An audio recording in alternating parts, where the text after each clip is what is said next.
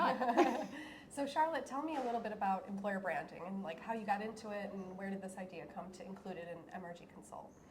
So I've worked in employer branding, recruitment marketing for the majority of my 20-year career, and that's actually how I started working with MRG in the first place 2 years ago. So I came on board to look at their own employer branding proposition, and from there, obviously since you rejoined us earlier back this year, and we've started MRG Consult, we felt that it was an important offering to be able to say to our clients, okay, look, let's see what sets you apart, what are your USPs, what are your values, what do you stand for as a business, in order for them to be able to attract the best talent around, because there is a war for talent out there, and getting the best people is really important. Absolutely. So tell us why we've also offering training and development as part of it. So similar to you, I've been doing professional development for many, many years. And when Simon got in touch with me again, I used to work for MRG in 2016. And when Simon got back in touch with me to develop the business in Poland and Central Eastern Europe, I was like, yeah, right on. I'm really excited about that. And but always in the back of my mind, I was thinking, man, what about this developing teams, which is my passion. Like, I love to do it. And I just thought, it works really well with recruitment. Let us find the people, let us develop the people, and just, and at the same time doing what I love, right? So that's why we started doing it, and I think it works really, really well. Very aligned, with our brand and our mission. So definitely, best people, best companies. It just works. Yeah. Why do you think it's so important now for companies to focus on employer branding? I think there's so much, I was going to say noise out there, that in order to stand out, be an employer of choice, you really need to understand what your proposition is as a business, and to have values as well and to live by those values. A lot of companies don't necessarily have values, or if they do, they may be stuck on a wall, but the teams and the businesses don't understand where they came from or why they're important. And I think that whole piece of why somebody should come and work for you is so important, because salary is not king anymore. It's some of the softer benefits like flexibility, their investment in diversity and inclusion, which I know is one of our new training offerings as well, because it's so poignant out there. It's just needs to be top of mind. And what we're also doing as part of the employer branding piece is personal brand training as well, because again, in order for candidates to stand out, they need to have their own personal brand, and actually for businesses as well, it's helping them with a content and a storytelling strategy. So Shar, why is employer branding so important nowadays? I think we came up with the idea of offering it as a complimentary service, because at MRG we do over 250 search campaigns a year for our clients, and we're continually asked, how can our clients stand out from such a competitive marketplace?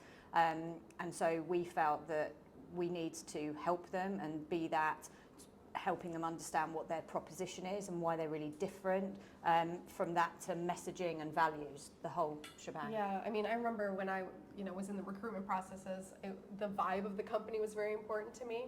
Exactly. And I would always look at the website and I'm like, this website's horrible. Like, I don't want to, it looks boring. I don't want to be there. Right? 100%.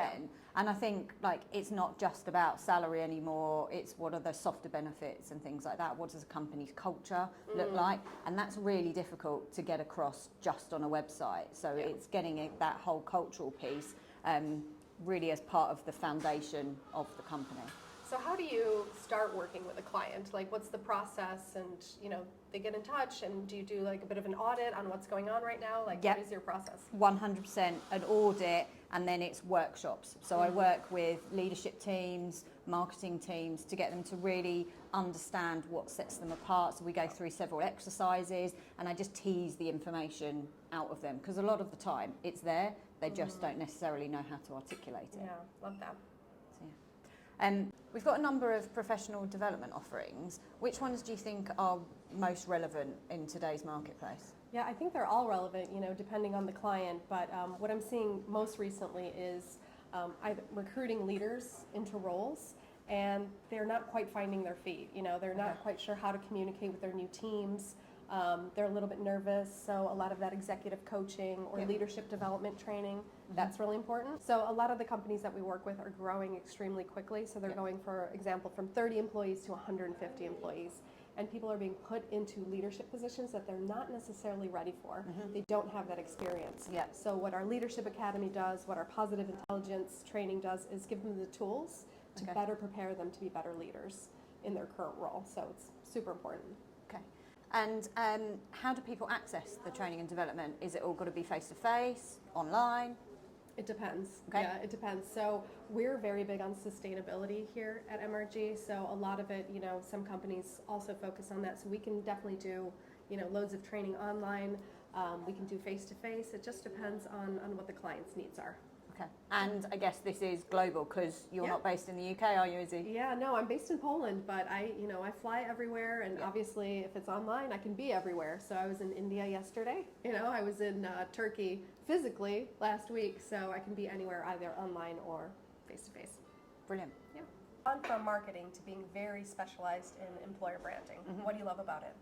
I think the thing with marketing is obviously helping clients and businesses I've worked for in the past to stand out.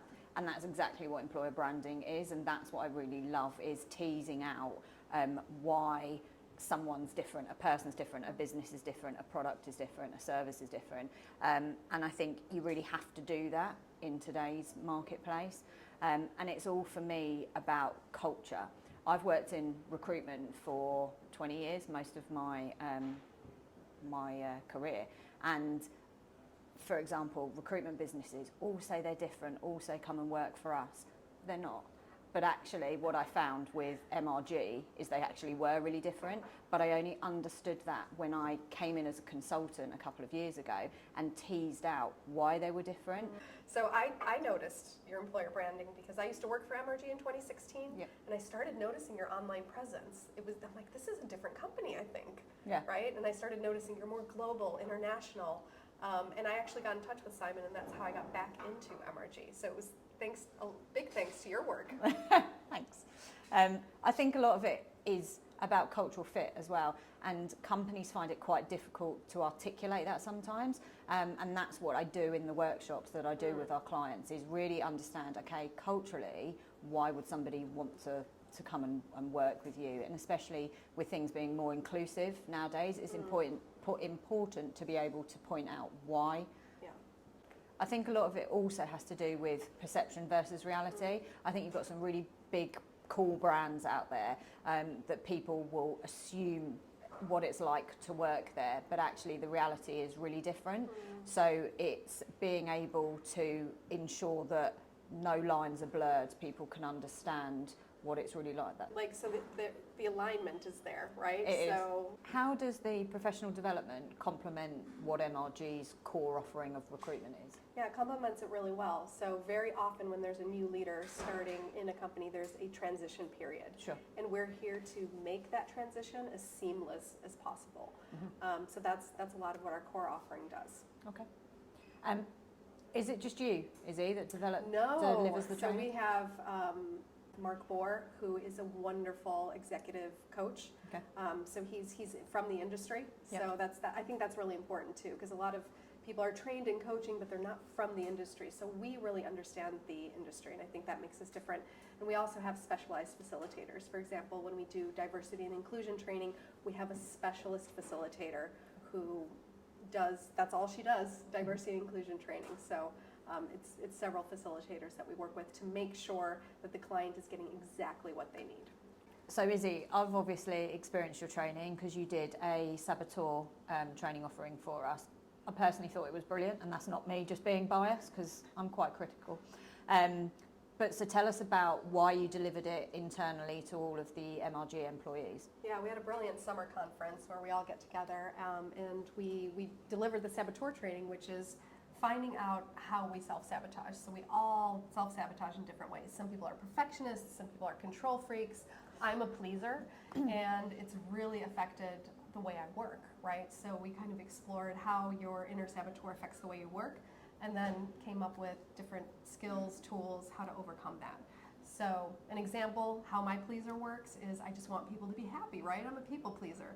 So when I would go into a negotiation situation, the client would say, can you give me a discount? I'd be like, sure, And then I would, go home kicking myself that I didn't stick to my bottom line. So I had to learn certain techniques to not fall into that trap. So yeah, and it was really interesting because I think a lot of people took it on board. Oh, they definitely did. I mean, I'm one of the control freaks, so. Yeah.